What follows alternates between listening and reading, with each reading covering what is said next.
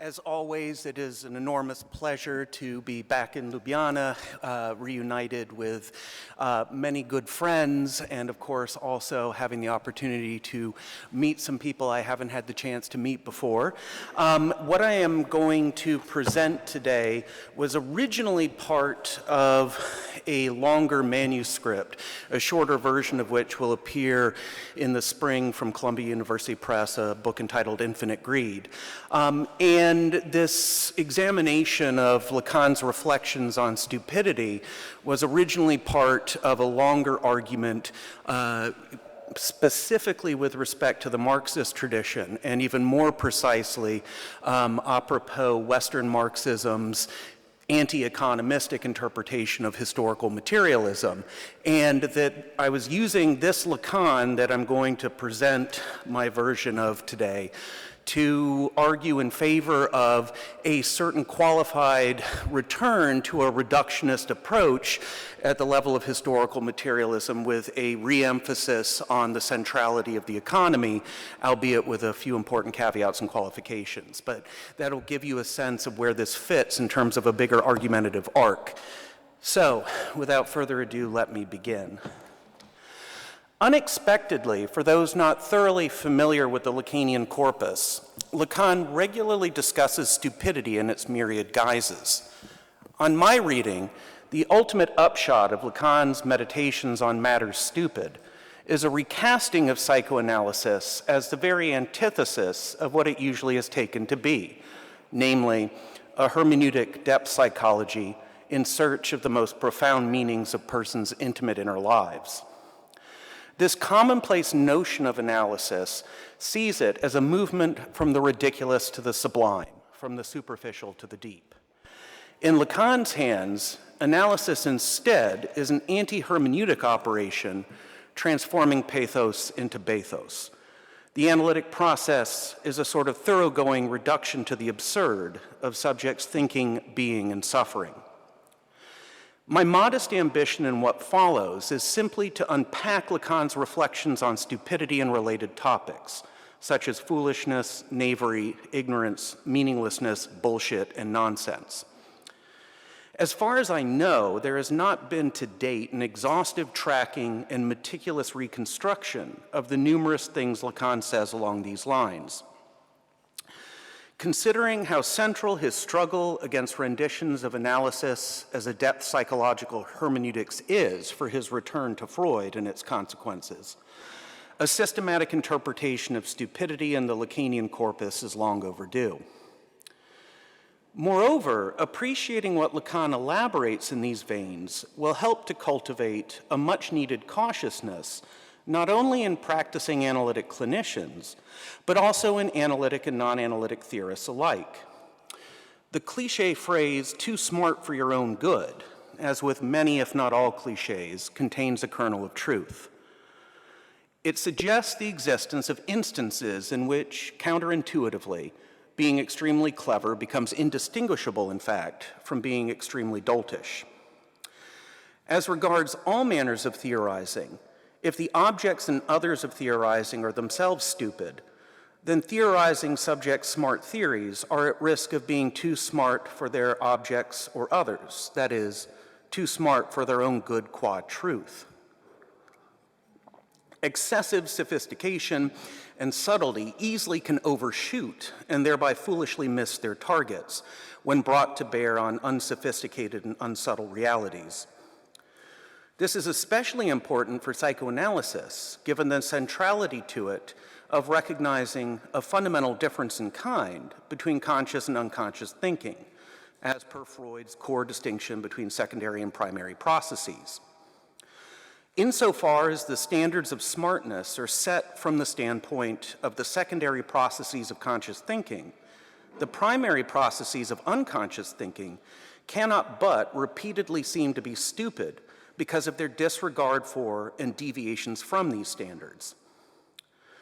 In 1967's Discourse to the Freudian School of Paris, Lacan coins one of his many neologisms, a neologism highly relevant at this juncture, connaissance, a compound word merging connaissance, knowledge qua acquaintance, with connerie, stupidity.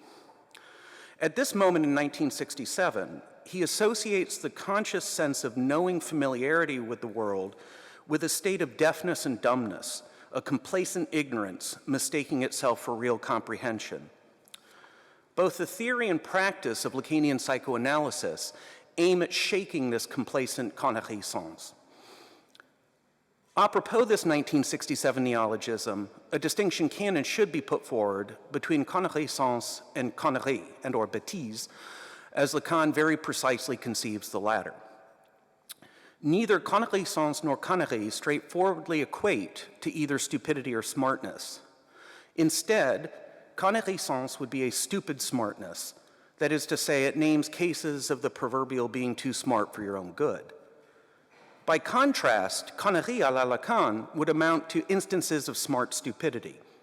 To be more exact, Lacanian theorists and clinicians at least ought to carefully calculate and calibrate their concepts and interpretations to be right at the level of the realities and reals they seek to touch. For both Freud and Lacan, there is a fundamental connerie or bêtise of the unconscious, whether as Freud's primary process mentation, with its dreams, jokes, slips, etc., or Lacan's jouir-sens, enjoy-meant, of the meaningless materiality of repressed, libidinally saturated signifiers. With this stupid unconscious as the central object of psychoanalytic theory and practice, analytically conceptualizing or interpreting this unconscious requires, among other things, not erecting metapsychological or clinical constructs whose complexity exceeds it or that see profound meaning where there is only superficial nonsense. The goal is not to outwit the unconscious, but to wit with and as it. Hence, for Lacan at least, connerie generally is preferable to connaissance. At one point in Seminar 17, Lacan implicitly distinguishes between bullshit, déconnage, and stupidity as connerie.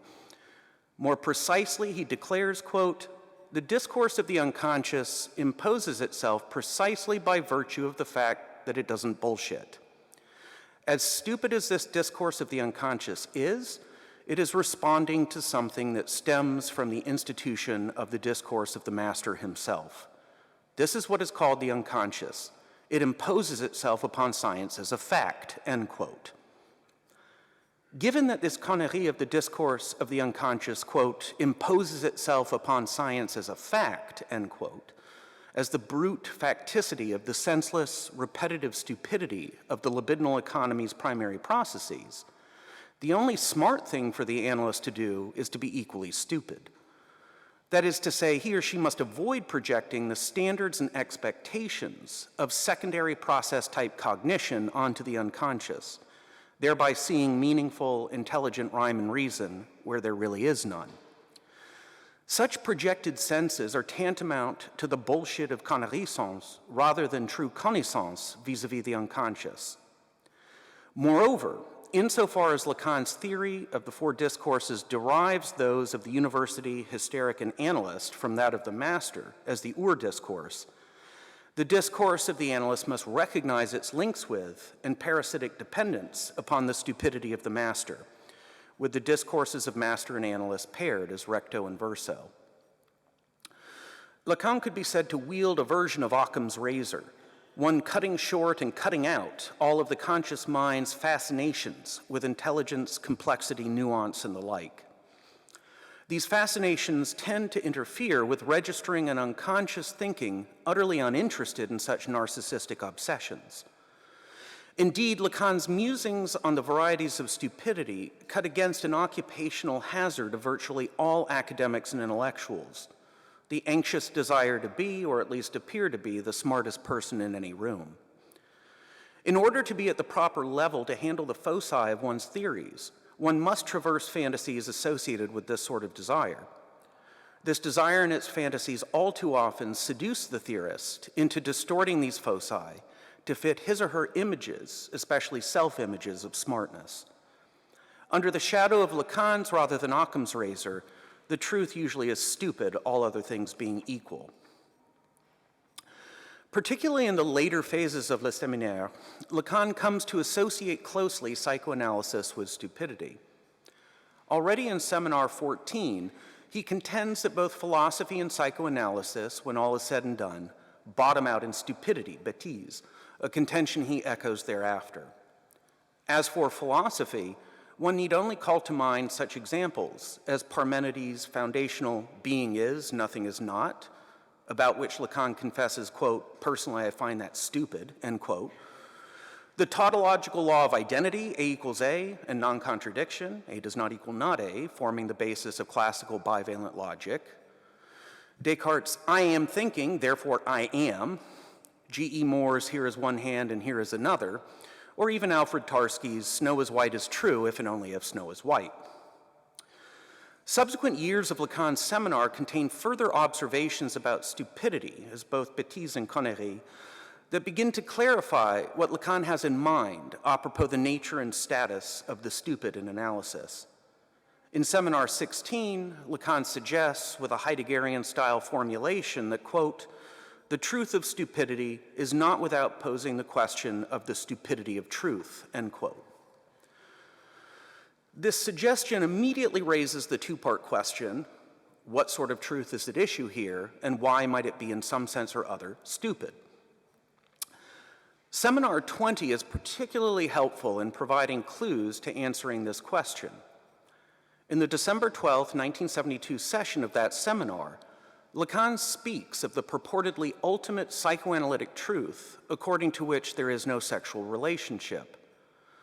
He then promptly proceeds to remark, quote, regarding analytic discourse, doesn't this discourse hang together by basing itself on the dimension of stupidity, bêtise, end quote. The concluding paragraph of Freud's 1937 essay, Analysis Terminable and Interminable, lurks implicitly in the background of Lacan's 1972 comments. Therein, Freud notoriously asserts that the castration complex, as organizing sexual difference, is the unmovable boulder against which any and every analysis pursued to its fullest conclusion runs aground.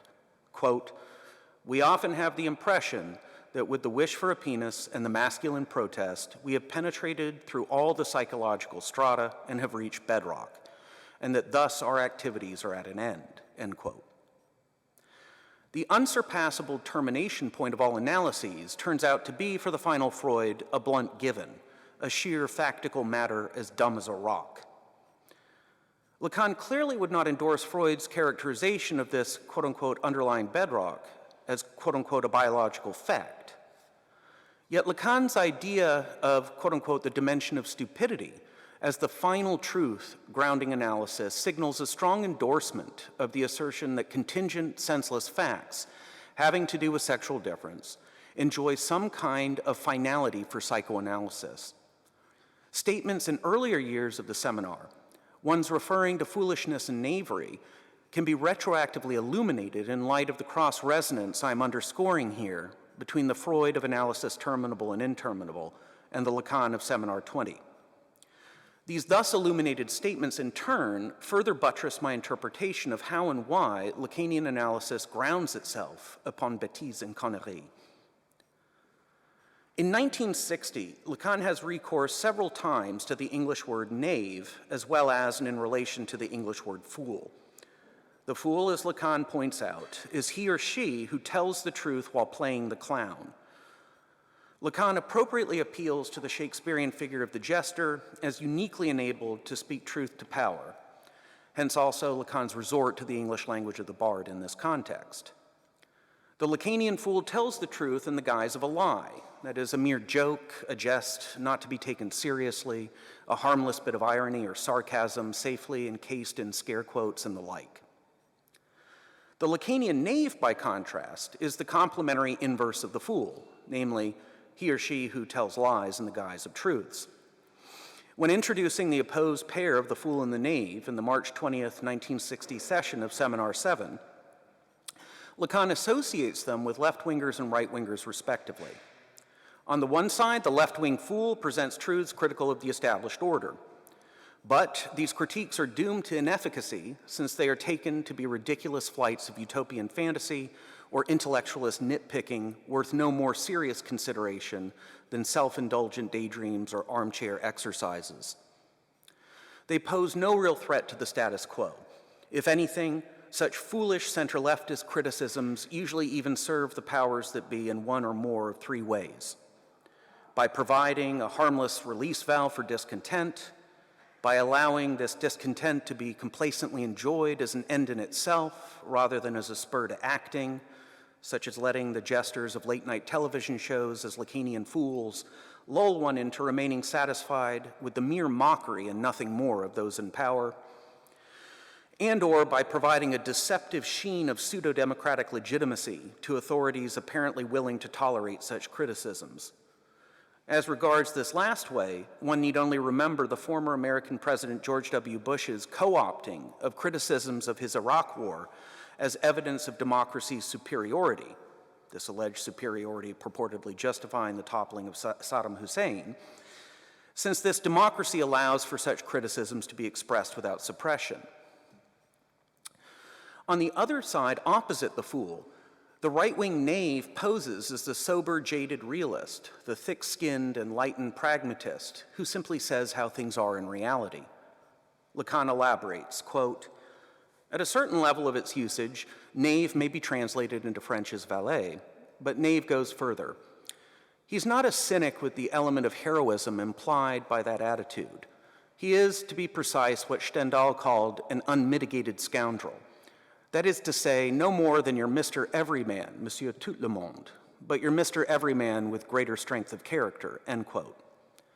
He continues, quote, "Everyone knows that a certain way of presenting himself, which constitutes part of the ideology of the right-wing intellectual, is precisely to play the role of what he is in fact, namely a knave. In other words, he doesn't retreat from the consequences of what is called realism. That is, when required, he admits he's a crook," end quote. Badiou, in his short 2020 book Trump, depicts contemporary capitalism in a fashion resonating with Lacan's just quoted remarks. Without mentioning the Lacanian category of the knave, Badiou nonetheless highlights the knavery essential to today's apologists for capital. On Badiou's clear-eyed account, defenders of current capitalism behave like the Lacanian knave, openly acknowledging capitalism's various and sundry serious problems. However, as with all knavery, the capitalist variety seeks to sustain, in its confessions of capitalism's failures and vices, the background realist assumption that, despite these flaws and shortcomings, there is no alternative to capitalism, in Margaret Thatcher's words. Or, to paraphrase another former British Prime Minister, the capitalist knave repeatedly proclaims, "No one pretends that capitalism is perfect or all-wise. Indeed, it has been said that capitalism is the worst form of socioeconomic system, except for all those other forms that have been tried from time to time." Incidentally, the subject of Badiou's 2020 book, former American President Donald J. Trump, definitely indulges in Lacanian knavery from time to time. The French word for knavery, canaillerie, can also be translated into English as crookedness, coarseness, or vulgarity. Obviously, Trump is nothing if not a coarse, vulgar crook. But what is more, Trump periodically operates as a knave in the precise Lacanian sense. One example of this that comes to mind is Trump's now infamous response to Bill O'Reilly during a 2017 Fox News interview when O'Reilly asked about Russian President Vladimir Putin. When pressed by O'Reilly about Putin's murderousness, Trump retorts, quote, "There are a lot of killers. You think our country's so innocent?" End quote. Reacting to this particular 2017 instance as a simple, straightforward lie, of which Trump is known to utter many, is a major mistake, a reaction bound up with belief in the ideological myth of America as the shining city on a hill. This is rather a case of knavery as lying in the guise of truth. Obviously, the United States, in fact, has engaged in and continues to engage in plenty of violent skullduggery both at home and abroad. Trump is being factually correct about this. Yet this is knavish insofar as Trump's admission of American murderousness is meant to mislead, to downplay and distract from his coziness with Putin and the Russian mafia state apparatus. Moreover, Trump the knave, with his coarse, vulgar realism, wants everyone to abandon their purportedly idealist standards, to lower their expectations and resign themselves to the universal reign of thuggish authoritarian thieves as the permanent, unchangeable way of the world. Overall, the essence of knavery a la Lacan is the gesture of transforming a historically transient is into an eternally natural ought. The knave treats fleeting facts about currently dominant circumstances as always already timelessly normative in their brute factuality. The inherently conservative knave defends the status quo by removing the critical sting from inconvenient truths about it precisely through admitting them. There is a resemblance here with the classical Freudian defensive maneuver of intellectually accepting the repressed specifically as a means of depriving the registration of the repressed of any power to induce change. Indeed, the knave is troubled enough by inconvenient truths, often presented to him or her by those he or she takes to be fools, to be forced at least to defend against them. As Lacan remarks in Seminar 21, quote, "The truth itches even those whom, without believing it too much, I call knaves," end quote. With reference to the title of the 21st seminar, the knave certainly qualifies as erring and as encouraging others to err by playing the non-dupe, namely the stoic representative of hard-nosed, unvarnished realpolitik, straightforwardly telling it how it is without any sugarcoating. In Seminar 17, Lacan returns to the topic of knavery in connection with that of stupidity, bêtise. He maintains that taking facts in their sheer factuality as simple facts is stupid. However, in the manipulative hands of the knave, this is, quote, "a prodigiously rich piece of stupidity," end quote. Why? Lacan explains, quote, "There is no other meta-language than all the forms of knavery if we thereby designate these curious operations derivable from the fact that man's desire is the other's desire. All acts of knavery are based on the fact of wishing to be someone's other, someone's big other, in which the figures by which his desire will be captivated are drawn," end quote. In this very same context, Lacan reminds the audience of his thesis according to which meta-languages are non-existent. Lacan's conservative knave, in stating factual matters under the stupid assumption that description is immediately tantamount to prescription, pretends to be the established order incarnate. He or she feigns to occupy the meta-level position of directly embodying or giving voice to the status quo system itself. The knave is animated by, quote, "wishing to be someone's other," end quote, desiring to identify him or herself with le grand autre. Or, in the terms Lacan uses at one point in the 7th seminar, knaves try to pass themselves off as the anonymous, universal Mr. Everyman, Monsieur Tout le Monde. Perhaps what makes knavery characterized thusly, quote-unquote, prodigiously rich for Lacan is the similarity of its signature maneuver to one of the jokes recounted by Freud in his 1905 book on the topic. This now very well-known bit of humor goes as follows, quote, "Two Jews met in a railway carriage at a station in Galicia. 'Where are you going?' asked one. 'To Krakow,' was the answer. 'What a liar you are,' broke out the other. 'If you say you're going to Krakow, you want me to believe you're going to Lemberg. But I know that in fact you're going to Krakow, so why are you lying to me?" End quote. Of the second Jew, the one answering to Krakow, Freud promptly states, quote, "The second is lying when he tells the truth and is telling the truth by means of a lie," end quote. This joke about the two Jews in Galicia could be said to be celebrated by Freud as a prodigiously rich piece of stupidity, as something apparently stupid, containing within itself intelligent insight. In Jokes and Their Relation to the Unconscious, he praises this joke's implicit theoretical sophistication. Quote, "The joke is pointing to a problem and is making use of the uncertainty of one of our commonest concepts. Is it the truth if we describe things as they are without troubling to consider how our hearer will understand what we say?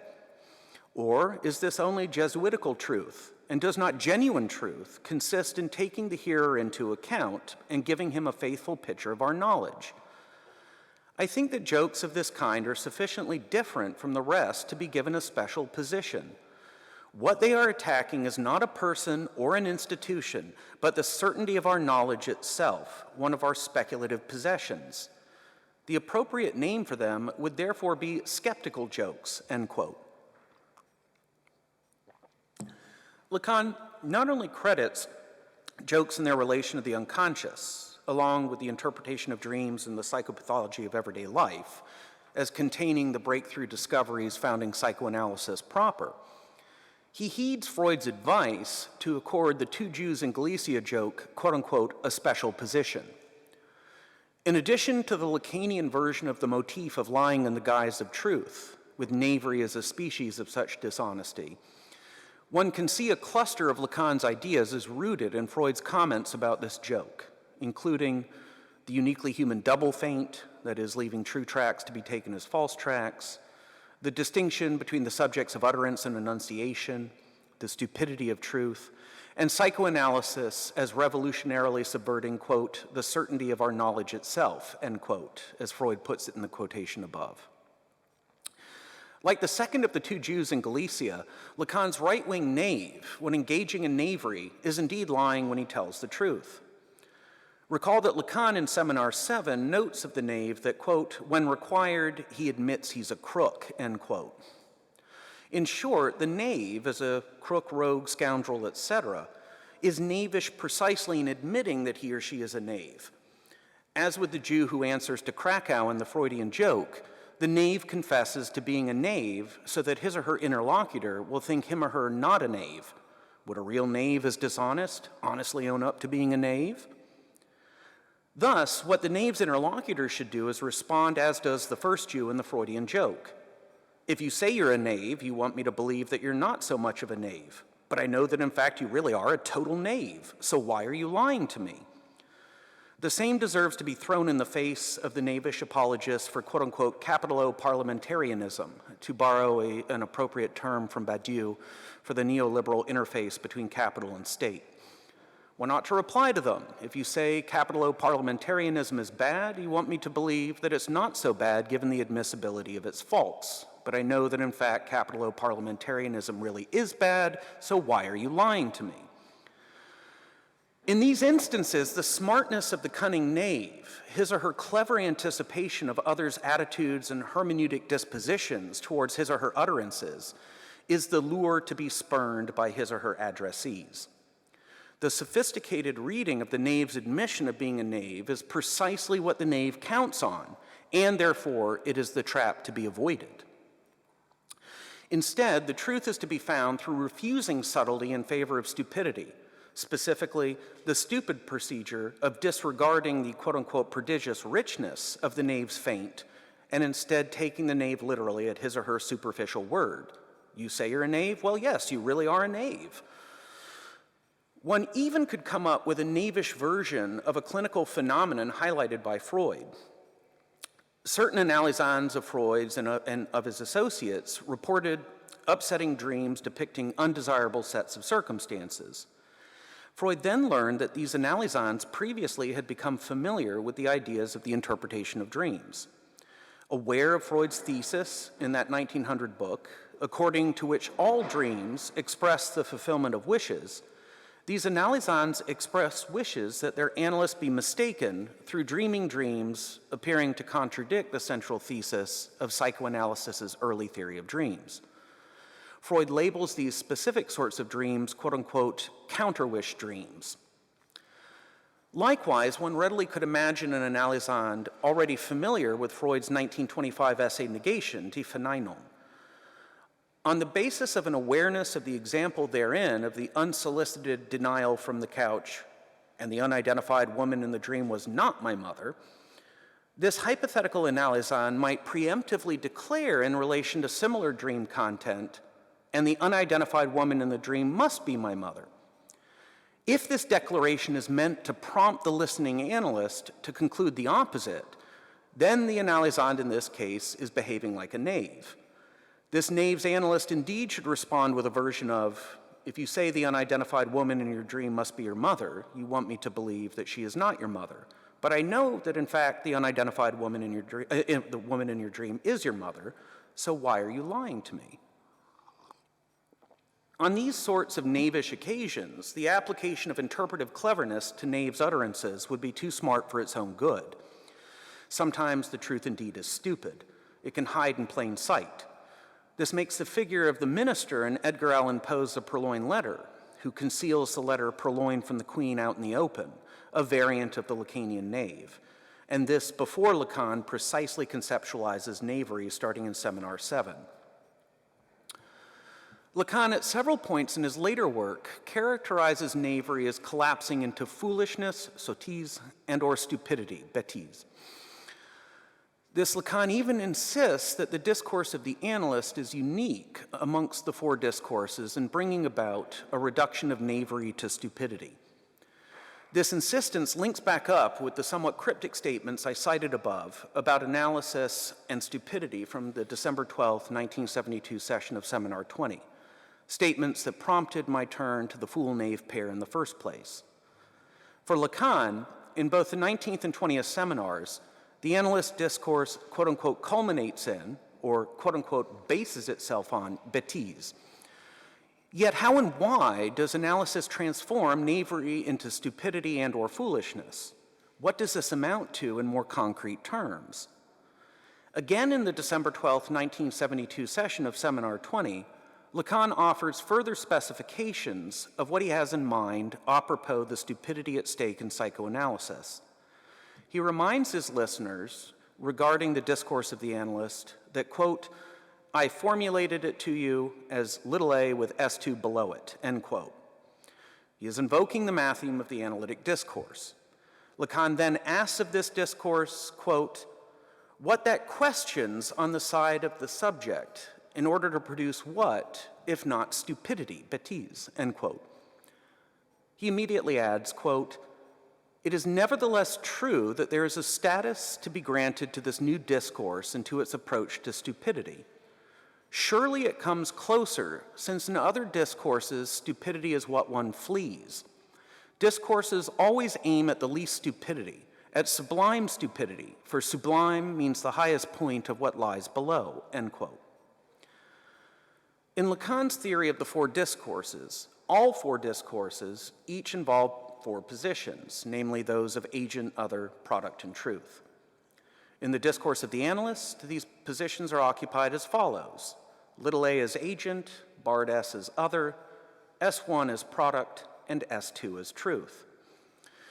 That is to say, in analytic discourse, the analyst is an agent whose specific agency is to function as an embodiment of the analysand's object cause of desire, that is, little a as objet petit a, through transference phenomena. This analyst agent, whose position is underpinned by the truth of analytic knowledge, S2, as a savoir-faire, apropos letting the unconscious speak, the analyst agent addresses his or her interventions and interpretations to the analysand other's intrasubjective conflicts and inconsistencies, namely to this other's status as a split subject, barred S. Through the labor of the analytic process unfolding thusly between analyst and analysand, the master signifiers, S1s, grounding and organizing the structure of the analysand's subjectivity are produced, that is, brought to light as bits of contingent factical senselessness, nonetheless pivotal in the vicissitudes of the subject's life history. Much of this is foreshadowed in, for instance, Seminar 11. The June 17, 1964 session therein contains some statements about analytic interpretation and nonsense. Lacan asserts that, quote, the effect of interpretation is to isolate in the subject a kernel, a kern, to use Freud's own term, of nonsense, end quote. Such interpretation, quote, has the effect of bringing out an irreducible signifier, end quote, that is, of producing a master signifier qua S1. Although such signifiers are meaningless, they are not for all that without relation to highly organized and intricate unconscious formations. Quote, what is there is rich and complex when it is a question of the unconscious of the subject and intended to bring out irreducible, nonsensical, composed of non-meaning, signifying elements, end quote. The primary process mentation of an unconscious that thinks differently than consciousness, but truly thinks all the same, could be said to indulge in the rigorously structured nonsense of chains of signifiers in their pure meaningless acoustic and or graphic materiality. That is, the both infantile and Joycean style babble Lacan subsequently baptizes la langue. This is what Lacan is referring to when, at the same moment in the 11th seminar, he maintains, speaking of the analysand, that, quote, what is essential is that he should see to what signifier, to what irreducible traumatic non-meaning he is as subject subjected, end quote. Lacan then, at the very start of his 1976 preface to the English language edition of Seminar 11, sees fit to underscore how alighting upon such core signifiers in their irreducible meaninglessness and nonsensicality, or perhaps irreducible stupidity, signals with certainty that analysis really has managed to touch the very heart of the unconscious. He begins these prefatory remarks by proposing that, quote, when the space of elapsus no longer carries any meaning or interpretation, then only is one sure that one is in the unconscious. One knows, end quote. The reduction to a senselessness underpinning all sense and significance, the time and place of the circulating buck of meaning and its interpretation finally stopping, would appear to be the necessary and sufficient condition for the proper termination of a Lacanian analysis, the sine qua non of a thorough analytic experience. In Seminar 23, Lacan once again proposes that analysis produces stupidity, connerie. Quote, that's what analysis is. It's the response to a riddle. Moreover, it's a response that is quite especially daft, spécialement con. This is precisely why one must keep a firm hold on the rope. I mean that if one has no idea where the rope ends, namely in the knot of sexual non-relation, one runs the risk of floundering, end quote. The answers produced by psychoanalysis are quote unquote especially daft. Moreover, analysis orients its movement in the direction of this bêtise or connerie, rather than fleeing from anything smacking of stupidity, as is the case, according to Seminar 20, with discourses other than that of the analyst. The desire of the analyst definitely should not include a yearning to be seen as clever, erudite, infallible, ingenious, witty, and the like, lest the analyst counterproductively play into analysand's transferential investments in the figure and function of the subject supposed to know. But what exactly is Lacan's master signifier, the product of analytic discourse in this 1970s context? And what renders it for Lacan peculiarly and intensely stupid? As seen in both the 20th and 23rd seminars, Lacan invokes as il n'y a pas de rapport sexuel as regards bêtise and connerie. And as I already argued, this is because human sexuation is for Lacan ultimately stupid qua a matter of meaningless factical contingency. It is central but inexplicable. No signifiers of the socio-symbolic big other ever adequately answer questions along the lines of why is there sexual difference? What is it to be sexed? What is it to be masculine or feminine? As the earlier Lacan of the third seminar likewise already observes about finitude and thrownness als Geworfenheit, quote, the question of death and the question of birth are, as it happens, the two ultimate questions that have precisely no solution in the signifier. This is what gives neurotics their existential value, end quote. The later Lacan comes to depict neurotics as afflicted by a quote-unquote retardation, a quote-unquote mental debility, une débilité mentale, in which their conscious thinking labors in vain to repress the irrepressible and also the stupid truth of il n'y a pas de rapport sexuel. Yet at the same time, Lacan avows that his own thinking is no less afflicted with debility than such débilité mentale. In Seminar 22, Lacan even defines mental debility in his sense as any worldview overtly or covertly assuming the existence of the harmonious, balanced sexual relation Lacanian psychoanalysis denies exists. Examples of such worldviews would include ontologies of being as all one whole, etc., and cosmologies of yin-yang style complementarities and equilibriums. Is this to say that subjects are forced to choose between stupidity and retardation? Is this a choice between, on the one hand, the bêtise or connerie of the sexual non-relation as the ultimate truth of the analytic unconscious, and on the other hand, the mental debility of neurotic defenses against this truth? At the close of the January 11th, 1977 session of Seminar 24, Lacan asserts that, quote, we have only the choice between madness and retardation, end quote. But what does this assertion entail? Reasonably inferring that by madness, folie, Lacan means psychosis, one can hypothesize that there is an initial primordial choice, an unconscious decision for the subject to be between psychosis and neurosis, with the latter as mental debility. Assuming a subjectifying decision in favor of neurosis rather than psychosis, there subsequently can be another choice, that between retardation as mental debility, that is, perseverating in an established neurotic modus operandi, and stupidity, that is, opting for an exhaustive analytic experience leading to a confrontation with the senseless, idiotic truths at the core of the unconscious. Lacan's indications along these lines suggest that humans are forced to choose between being mad, retarded, or stupid, with foolishness and knavery as two ways of being retarded. At least some of the S1 serving as quilting points for the unconscious subjectivity of the speaking being are tantamount to this subject's always inadequate and unsatisfactory answers to impossible to answer questions about sexuality, mortality, and related matters, as questions with, quote unquote, no solution in the signifier. Beneath these master signifiers, these pseudo-solutions to the insoluble enigmas of sexuation and much bound up with it, is nothing more than the faceless emptiness of pure subjectivity as negativity, that is, barred S. This helps account for why, in Lacan's Matheme for the Discourse of the Master, barred S is positioned as the primally repressed truth beneath the semblance of the false agency of S1. These S1s subjectify the void of barred S, filling in this anonymous blank with semblances of identity, essence, and substance, with the appearance of grounded being.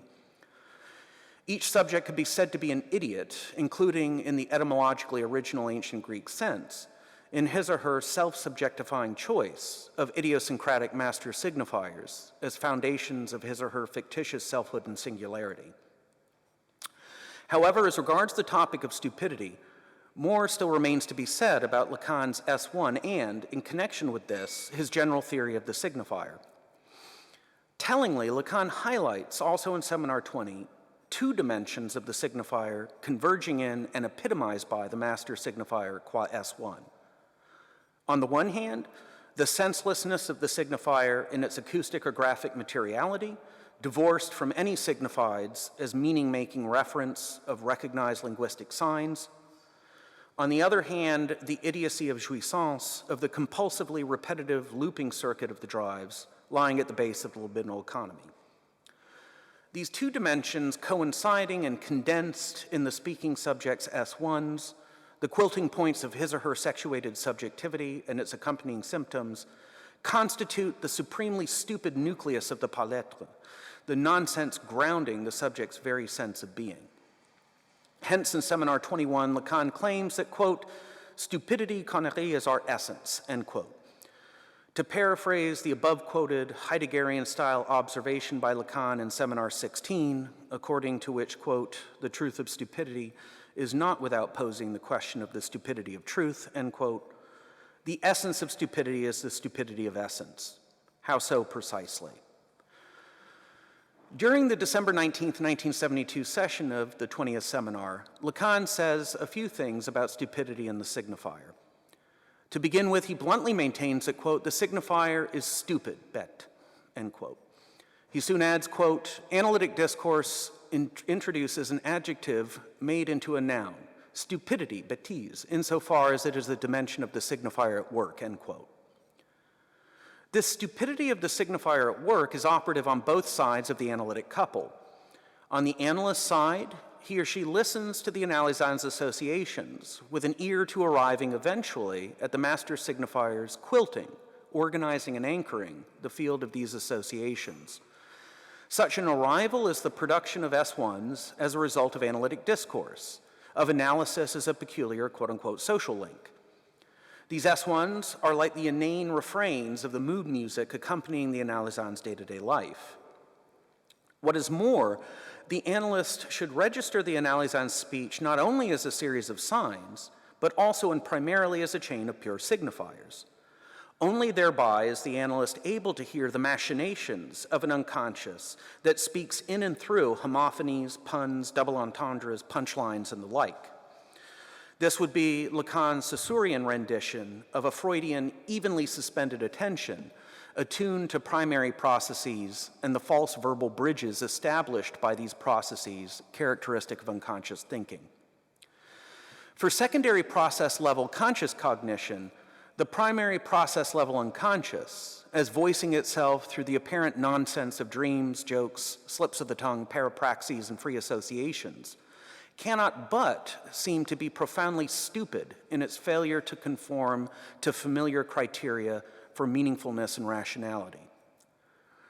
Apropos the stupid signifier being at work on the analysand side, the analytic golden rule for the analysand is none other than the injunction to associate freely, to say whatever comes to mind as it arises without concern for appropriateness, clarity, importance, manners, relevance, or whatever else might lead to intentional or unintentional self-censoring. Again, in the December 19th, 1972 session of Seminar 20, Lacan brings up free association by the analysand, noting the impossibility of fully living up to what it enjoins. Quote, "The subject is precisely the one we encourage not to say at all, as we tell him in order to charm him, one cannot say at all, but rather to utter stupidities. That is the key," end quote. He then adds, quote, "For it is with those stupidities that we do analysis, and that we enter into the new subject, that of the unconscious. It is precisely to the extent that the guy is willing not to think anymore that we will perhaps learn a little bit more about it, that we will draw certain consequences from his words, words that cannot be taken back, for that is the rule of the game," end quote. Soon after, Lacan notes of the analytic method of interpreting free associations, quote, "In analyzing anyone, no matter how stupid, a certain real may be reached," end quote.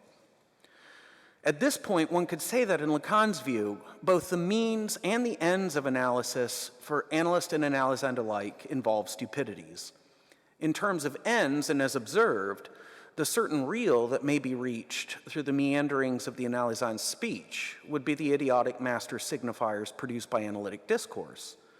The attainment of this real is, as Lacan indicates, in no way dependent upon the intelligence of the analysand.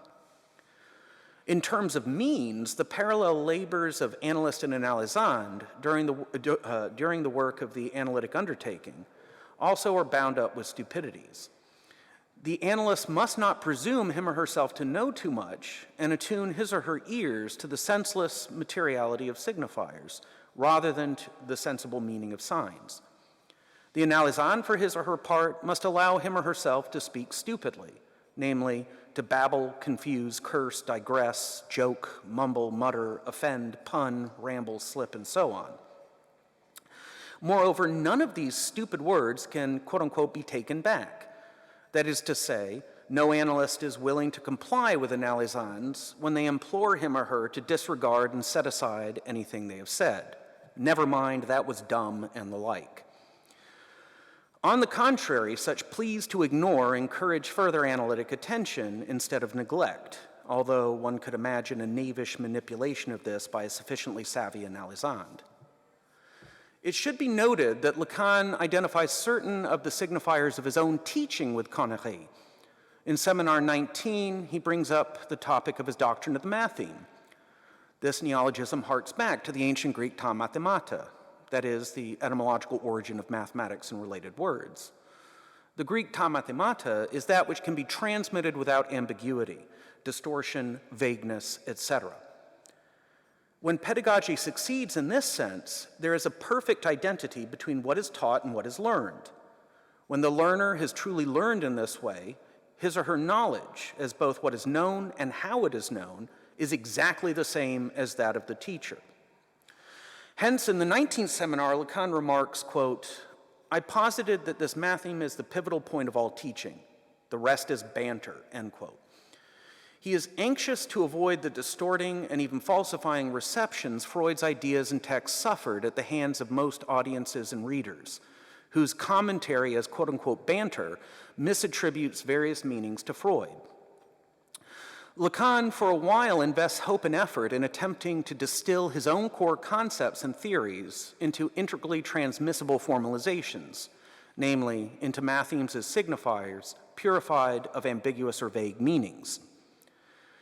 In the same session of Seminar 19, right after invoking the original ancient connection between the mathematical and the teachable, Lacan associates the matheme with stupidity. He avers that, quote, my own matheme invariably verges on doltishness, end quote. So not only are both parties of analytic practice, the analyst and the analysand, caught up in stupidities, analytic theory, too, as a metapsychology crystallized into mathematical-style symbolizations, likewise veers into conneries. In Lacan's framework, instances of bêtise and conneries proliferate. Stupidity multiplies. Later in the 22nd seminar, Lacan depicts long-held cultural traditions as stupid, con. As with the matheme qua ta mathemata, so also with tradition. Transmission is what is essential. That which is traditional, as well as that which is ta mathemata, is transmitted through teaching.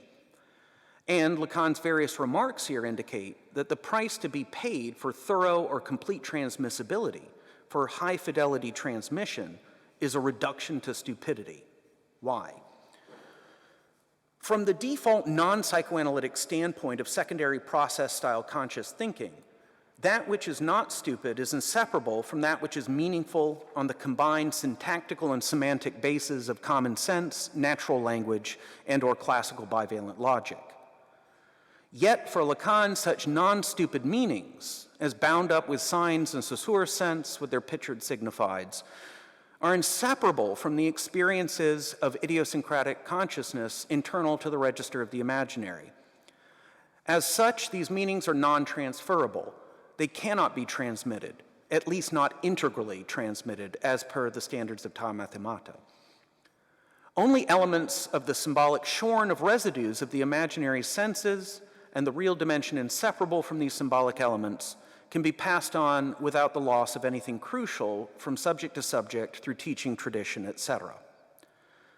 Lacan's mathemes are intended by him to function on behalf of his theoretical pedagogy as precisely such symbolic elements, although starting in 1976 and at the very end of his intellectual itinerary, the final Lacan abandons the paradigm of the matheme, deeming this project to be ultimately futile and doomed.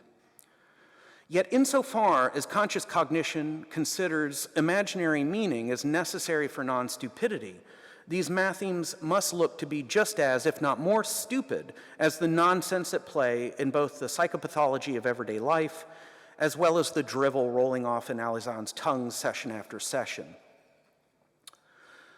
Despite Lacan enjoying a reputation as exceedingly cerebral, perhaps even too clever for his own good and his audience's comprehension, stupidity plays a surprisingly central role in his thinking. As seen throughout all of the preceding, Lacan's teaching involves numerous kinds of stupidity: foolishness, knavery, ignorance, doltishness, meaninglessness, imbecility, dupery, retardation, bullshit, nonsense, and the like. With Lacan, psychoanalysis is an especially radical reductio ad absurdum of subjects' realities. Seen from the standpoint of Lacanian analysis, the world is veritably overflowing with and ultimately grounded upon stupidities of myriad sorts. It is all so very stupid on so many levels. Yet for psychoanalysis, this constitutes the most essential stuff of the human condition, its spade-turning base. Analysis requires an appreciation of the tragicomic ridiculousness of life. Thank you.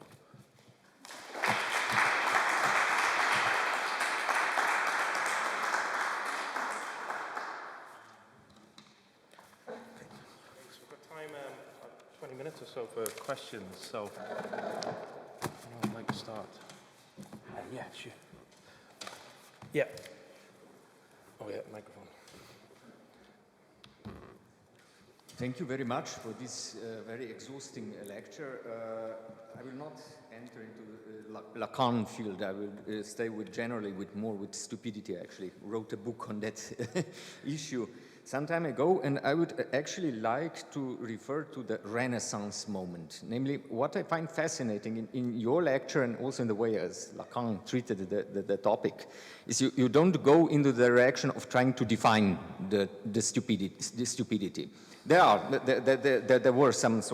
were a number of attempts. You also mentioned tautology. Tautology was one of the attempts to kind of say this is stupid. But there were other attempts. Also, I don't know, one of the French new philosophers said that socialism is stupidity. So it's defined in this way. So you avoided this, you go into some sort of variety, and I agree. I mean, for me at least, the question of stupidity was always related to two questions. One is the question of truth, which you also moved into this direction, and the other is the question of being, the being of stupidity as such. Because I think that today it is actually, in a way, my attempt was to prove the existence of stupidity. Because if you put, I mean, we all discuss stupidity in this way or another, but if you try to put it on some sort of scientific basis, I would say that for contemporary psychology and so on, there are maybe different levels of intelligence. So stupidity basically exists only negatively at the best. And what a contrast with the era of Renaissance, I would say, when you have this, it's not only the Erasmus's praise of folly, Moriè's Economium, but there was a whole series of these books where you always have this connection of being and truth. On one hand, stupidity it's endowed with such sort of, it's impossible to negate in any sort of way, because there's always some sort of almost cogito structure surrounding it. I mean, you cannot negate the existence of stupidity without embodying it. So it in a way, I found this argument very, very, very intriguing, because it involves some sort of subject of truth which is always excluded from the procedure. I mean, it is the precondition, the one who negates the truth and thus embodies it, but at the same time it's thrown away. And on the other hand, you have this always this connection with some sort of, I mean, stupidity. For instance, Erasmus's stupidity always, in a certain way, universally reveals some truth about every possible individual. In a way, it is a being of surface. It cannot be denied, that there is no, it cannot be falsified. It cannot be falsified. It's almost equivocal with the truth. So my question, I mean, it is more like a comment, my intervention, but it would be, do you see some sort of relation with, for instance, this era of heroism of stupidity, which is in a way repeated in French philosophy? There's Lacan, then obviously it's also Deleuze's transcendental stupidity and so on, and in Foucault and so on. That's it. Well, I have a preliminary question for you, Alice. Is your work on stupidity available in English or? No, it's available in a much more important language, namely Croatian.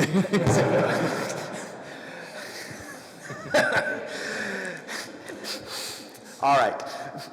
Well, if and when it appears in English, given my stupid lack of any knowledge of Croatian, please do let me know. But I should begin by saying that with Lacan, on the one hand, he, in certain contexts, provides a remarkably succinct and straightforward definition of what he means by stupidity. And here it's two different words which he tends to use as synonymous, as interchangeable, bêtise and connerie. And as far as I can tell in tracking those in his work, they seem to function as synonyms, but of course there are other adjacent terms that he has recourse to, some of which I went over here, that clearly are not synonymous with those two, but nonetheless Lacan sees as closely related to them.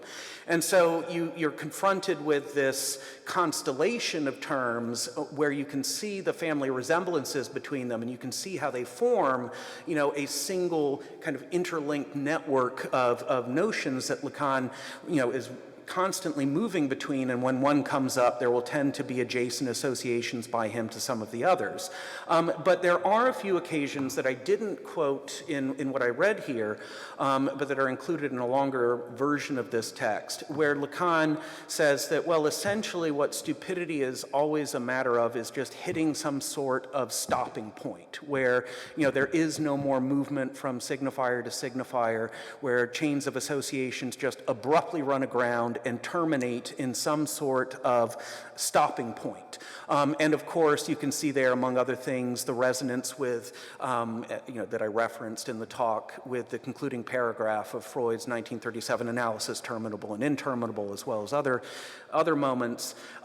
In that sense, for Lacan, I think there is a certain degree of precision, and one can see why then, the notion of the, S1s produced through the labor of the discourse of the analyst and the analytic process would qualify as stupid in Lacan's sense, why his Mathemes would have that status. And, for example, in the course of your question, when you made reference to Erasmus's identification of, that which would be, universal would also, in a certain sense, be stupid, I think that that's something that this Lacan would very much endorse, right? Because if you think about, for example, why he has recourse to, by his own admission, these Mathemes as formalizations of analytic metapsychology that Lacan also fully owns up to. He says explicitly and several times, my own Mathemes are themselves stupid in my sense of stupidity. Well, I think part of that, too, is precisely due to the universalist ambitions of psychoanalytic metapsychology in Lacan's hands, and that if you are going to, perform a kind of theoretical reduction in terms of a framework, in this case psychoanalytic metapsychology, that purports on a certain level to be able to get at lowest common denominators of the human condition or of speaking beings, or however you want to describe it, then you have to accept that there is much that has to be reduced away in order to, finally boil things down to these lowest common denominator, ultimate factical brass tacks of, the being and thinking of any and every subject whatsoever. And so, in a way, the price you have to pay for a truly universal metapsychology is one that is, in some sense, reductive and stupid in Lacan's way of defining stupidity. And indeed, there are other places, too, where there's a host of historical references on the topic of stupidity that Lacan brings up that I didn't have time to go into. Now, one of them that proved to be extremely important for my purposes is that, you have in Seminar 20, when Lacan is talking, and that is really, I think, the single place in Lacan's corpus where he has the most to say about stupidity and the most interesting things to say about it is specifically in that seminar.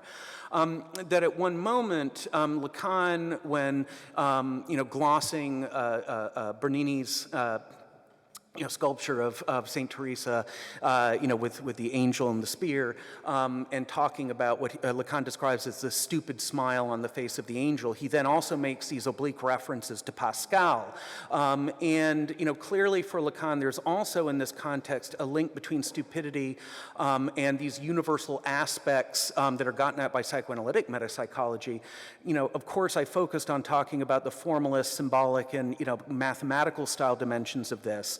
But Lacan also makes very clear, through reference to Pascal, on the distinction between animals, humans, and and angels and God, that there's this way in which the etymology of the very term for stupidity at stake here, bêtise, Lacan, of course, also points to what he calls his single favorite book. Like in Seminar 16, at one point he says aloud, to his audience, what book do you think I would take with me to a desert island, if I had to go into exile and I could only bring one book with me? And somebody in the audience shouts out the Bible, and he says, that's a very good guess, it's a close second. But no, it's, Bloch and von Wartenberg's etymological dictionary of the French language that's now in its 4th edition.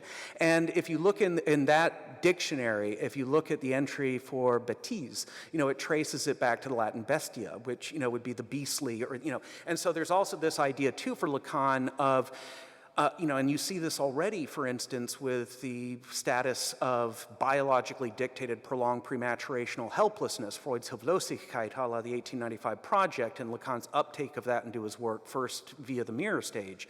That Lacan, another dimension of stupidity for him in this regard, and that he brings out with this, this combination of his references to Pascal, Bernini, et cetera, is that Lacan also thinks that ultimately what psychoanalysis, it touches upon is in terms of this universally stupid dimension of the human condition, also has to do with the account of sexuality, but the account of sexuality is tied to certain things at the level of the beastly qua, the brute factical contingency of the human condition, even at the biological level, which destines it to be taken up into these more than biological dimensions. So definitely, I think that, I was guilty in terms of what I excise from the talk of not providing a kind of succinct definition of stupidity a la Lacan up front. But I think that there's a way in which, first, moving through the constellation of the whole set of family resemblances between this host of terms, including what we would literally translate as stupidity, brings things out effectively. And then you can go back to Lacan's succinct definitions associating, the stupid with, where we run aground or stop short, and also with what has to do with a tie to the beastly or the biomaterial condition of the human animal, and that you get the sense that those are really the cardinal aspects of the stupid a la Lacan. So that, at least provisionally, would be my attempt to what I know is probably not a fully adequate answer to a very detailed and sophisticated question, but yeah. We'll try and give a few minutes, so we'll go to Holden, and then in the middle there, and then, Okay. Yeah. Thank you, Adrian, for your presentation. My question concerns your methodology. So for a great deal of your presentation, you seem to be compiling a catalog of different manifestations of stupidity, as well as explicating how certain formulations and even metapsychology itself is predicated by a sense of stupidity. But of course, Lacan himself is quite explicit about the limitations of this method of the catalog. I mean, he's explicit about it in Seminar 10, but it's other places as well. Namely in that it presupposes what it sets out, is that there's something uniting these phenomena, concepts, ideas, or formulations, which is invariant, but the catalog itself doesn't always seem to provide the structure or the composition or an account of the composition of what actually unites these different phenomena. So my question is, if stupidity really is the ground of psychoanalytic metapsychology, as you claim, and as you rightly preface, psychoanalysis is not a hermeneutics, not a depth psychology that would pretend at having this sort of ground, how do we move from the quite comprehensive catalog you've presented us today to a structural account of stupidity, which is different than a definition of stupidity? Or maybe if stupidity is somehow antithetical to structure, I could put it in a different way, what would be the eidetic invariant composition of stupidity as such, which would serve as this ground of psychoanalytic metapsychology? Thank you, Holden.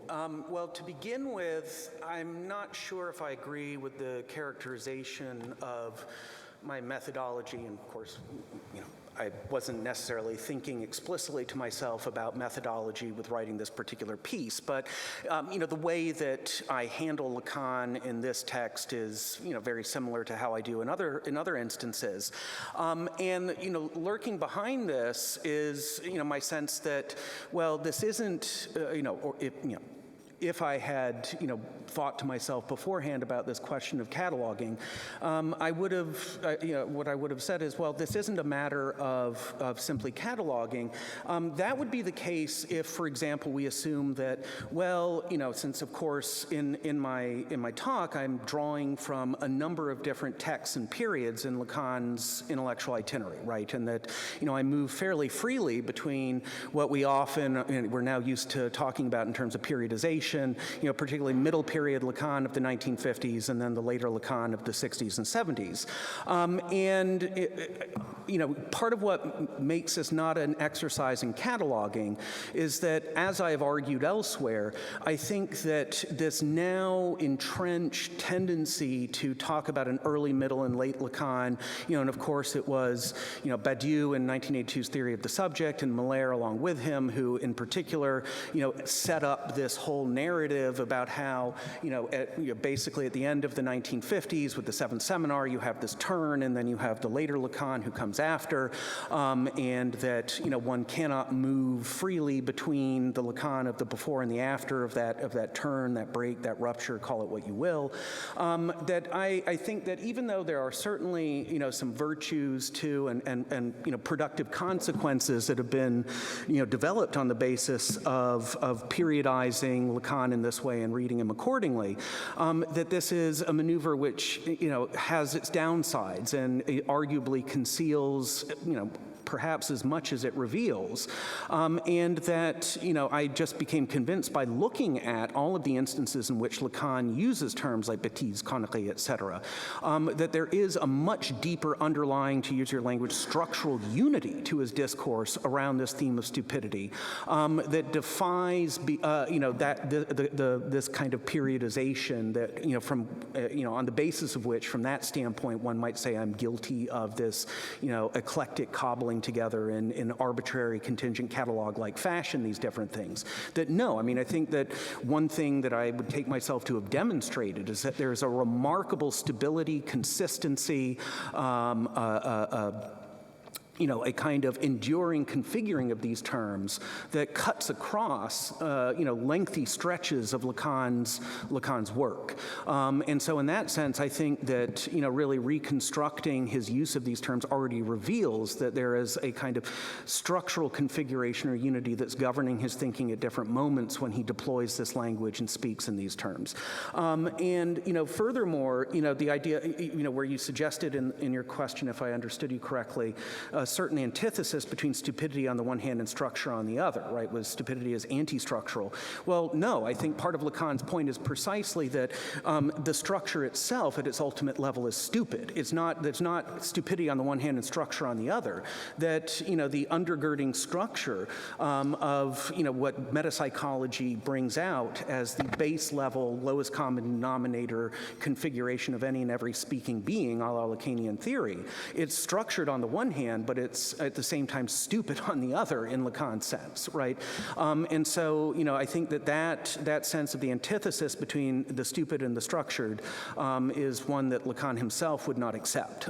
So yeah, that just off the top of my head is how I would respond. But yeah, my method generally is to, just to be perfectly honest, when I'm working on a topic on Lacan, as I first just track down every instance in his corpus in which, he is dealing with the issue of interest to me. And then, a careful, close reading of those moments and an assessing of whether or not, one sees certain lines of continuity across, different textual moments in Lacan's body of work, et cetera. But it's certainly not just to throw them all together automatically and assume they all hang together. It's, arriving at that judgment of an underlying consistent cohesion to various moments in Lacan's corpus is one which, in the spirit of Lenin's concrete analysis of concrete situations, depending on the topic you're dealing with, you do have to, just do the close reading itself and make those judgment calls to determine whether or not you are justified in presenting something as a structured unity or a kind of thematic coherent constellation in Lacan's work. That's something which you can't prejudge, and certainly not prejudge on the basis of, what I think are very kind of fast and loose periodizations which have their use, but sometimes have their downsides too. So gentleman in the middle, and then one more question, then we'll probably have to move on to the next talk, I think. Yeah. Well, let me follow suit and cut across Lacan's corpus a bit with another thread, which I'd like to pose with and through what you've presented, which is that undoubtedly there's also a concern not only of stupidity, but also of reason and in particular knowledge.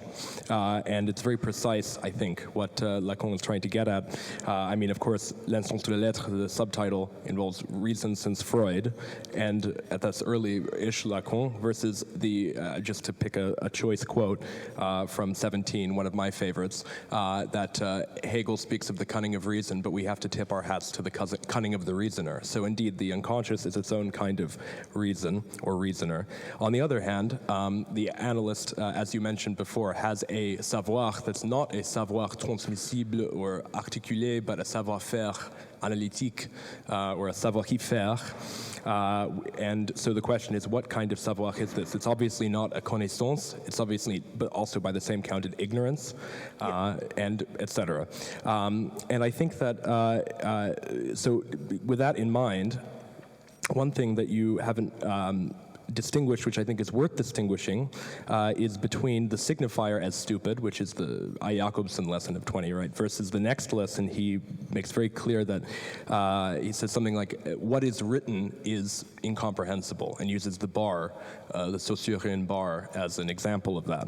So the key word here, comprehensibility, and of course he's critiqued this even since early, Seminar 3, comprehension of psychosis and so forth, suggests to me that really what's at issue here is that with the signifier, we're still dealing with something which by necessity implies meaning, and it's meaning that, as you've carefully shown, is retarded. That's really what cosmology and so forth comes down to, making meaning. Whereas what is written by itself, and therefore by extension the most written of the written, namely Mathemes, is incomprehensible precisely to the extent that it not only integrally transmits, but also you can have a savoir-faire about it. So there is a certain cleverness, but it's not a cleverness with the signifier, which could be called philosophy. It's a cleverness with Mathemes. And just as a final note, the passage on nonsense from 11 that you've quoted, he specifically refers to a mathematically unusable object, namely the division by zero, which suggests that even, which he does, again, refer to as an instance of the written, but only obliquely. And I think that this is a key point, because indeed within mathematics itself there are things which are stupid. So, thank you. Well, on the one hand, you could certainly say that insofar as we're talking about signifiers in the context of analysis as a practice centered upon free associational speech, that yes, insofar as the analyson speaks with at least, what guides the analyson's free associations? Well, of course, their sense, even though, of course, this sense is not going to be something that the analyst is held hostage to and does not get seduced by, because of course doing so leads to, I understand what you're saying, and that precisely in that moment for Lacan, the analyst is not analyzing, but is slipping into something other than analysis by understanding or understanding too much. But yes, insofar as we're talking about these elements of the stupid or the meaningless, the nonsensical, in the context of analysis, we're talking about how they show up, but woven into a discourse that is unfolding and that it takes itself to be moved by conscious intentions to signify and to convey meaning, sense, etc., that's mutually comprehensible on the side of the analysand. However, at the same time, so that with that caveat, you could say that, yes, for Lacan, it is true that when he talks about, even the pure, meaningless material signifier and its graphic or acoustic, materiality, he's still, insofar as he's talking about a signifier, is talking about something which we associate with the Saussurian doctrine of the sign as also involving the signified, etc. That all of that then signals that, yes, you're talking about the pure signifier as it's embedded within and shows up, entangled with the analysand's speech is itself, involving the analysand's, however illusory, but nonetheless not epiphenomenal, conscious intention to signify and convey meaning via signs, that yes, that point is well taken. But on the other hand, the textual evidence in terms of the language Lacan uses for talking about mathemes, even if they're written, seems to indicate that he would not be so sympathetic to the hard and fast distinction that you're trying to draw. And he himself uses the very same terms he uses for signifiers in their brute, pure materiality. He also uses again and again the same adjectives for talking about his mathemes. And at that level, I think it becomes a little bit harder to say, that there is that strict, neat and clean division that you're suggesting in your framing of the question. I don't think the textual evidence supports that. So that's where I would have to leave things for the moment, I think, given time. There's a question in the middle here, then I think we'll have to stop, and I'm sure Adrian will answer any further. We can stop now. Is there time? No, please, okay. yeah, okay. please. Thank you very much, Adrian. I think I kind of perhaps some of these questions that were already asked are related to what I'm asking, and I'm trying to actually navigate some structural difference here, perhaps between different meanings, not so much of stupidity as of meaninglessness. Yes. Because I think, okay, you have meaninglessness, for instance, physical laws are meaningless. They don't have any deeper meaning or whatever, but at the same time, we are indifferent to them. I mean, okay, if something falls on my head, I will be concerned, but it's not, it is not a meaning, but here, the way you, there is a certain unconscious formations are meaningless or stupid, but they nevertheless make sense. And this is precisely why there is the whole process of analysis. And then as you describe the movement, it comes down to, you described it as this kind of reduction to absurdum, so to say, to the point, to the end point was your term. You could also say the famous Freud's navel of the dream, you know, there is a point when this, you stumble against something that simply is stupid in the sense you cannot go any further in kind of interpreting this thing. But don't you think that there is another meaning of meaninglessness, which is not related to this movement of reduction to, and I think that both physical laws in a way, Mathemes, are not based on this process of reduction, but of some other way of finding a signifier for naming something, yeah, but, or the meaningless. So I'm not sure if I'm making any sense, but I think there is a certain difference between these two levels, and perhaps there is a way of seeing precisely as a meaninglessness that is indifferent to us and a meaninglessness that is to which we are not indifferent. And I think the analysis ends with this, you are still, I mean, it is not just any kind of, so there is contingency, but kind of towards which, yeah, anyway. No, and I think, I mean, I do think that, you know, certain distinctions, a finer grain analysis of the category of the meaningless or the senseless indeed could be developed. Although my intuition at the moment is that such a further elaboration wouldn't necessarily at all be at odds with the reconstruction that I presented here, but rather, you know, would indicate that, okay, you know, maybe at certain moments I'm playing a little too fast and loose with talking about meaninglessness and senselessness as related to stupidity. But at the same time, I think that fast and looseness is there in the texts themselves, that Lacan does sometimes make these connections himself between these. But I think, you know, when we talk about, you know, some of these, you know, meaningless elements, you know, these, you know, S1s, for instance, that are produced by the discourse of the analyst and the whole analytic process, that, you know, for Lacan, on the one hand, there is a certain stupidity to them in terms of this, you know, this sense that the whole universe of meaning or significance that I've been swimming in as an analysand and you know, making my way through and talking about through the many sessions over the years of my analysis, that, you know, the underlying anchors as conditions of possibility for this, you know, and here too there's a way in which, you know, that which helps make possible the meaningful or you know, that which has sense, you know, in a way has to itself, you know, be in a sense meaningless or senseless as the underlying, you know, transcendental condition of possibility for all of this machinery of meaning that arises on the basis of it. But when we get to the end and we, you know, we find these elements, that I think that Lacan here, following Freud, would say, well, on the one hand, it is a matter of appreciating this as being stupid in the sense of this is where the buck of interpretation, this is where the movement from signifier to signifier of meaning making comes to a stopping point, is arrested, and in that sense is related to how Lacan conceives of stupidity. But on the other hand, it's a matter of appreciating how, you know, from these you know, on the basis of these kernels or these nuclei of non-meaning, that a whole elaborate, you know, constellation or configuration of meaning, sense, et cetera, that's, you know, of course, you know, very much part and parcel of the analysand's lived experience, life history, et cetera, you know, arises.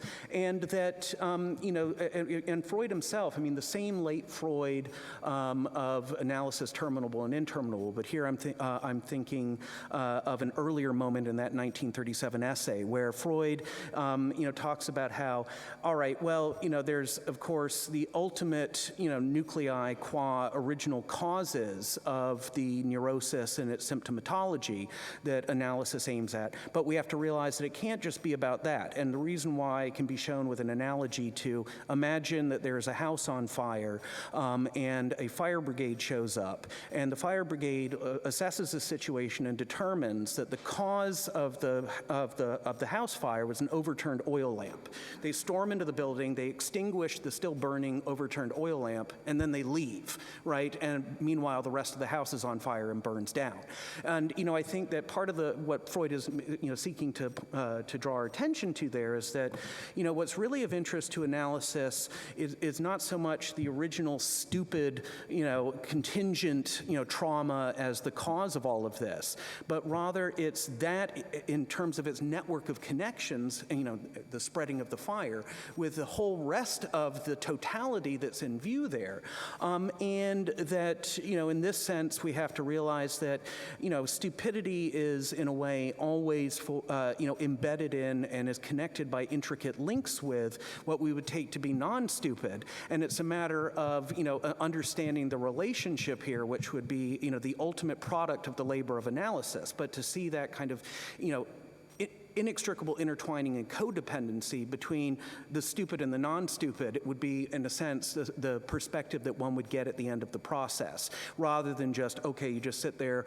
in a meditative style trance with drool coming out the side of your mouth, just focused on, the original S1, and it's really more a matter of seeing that in its brute factical contingency, but seeing how that contingency, nonetheless, through its links with other things, became part of, the necessary texture of the entire history, discourse, et cetera, which takes years to traverse in terms of the labor of analysis.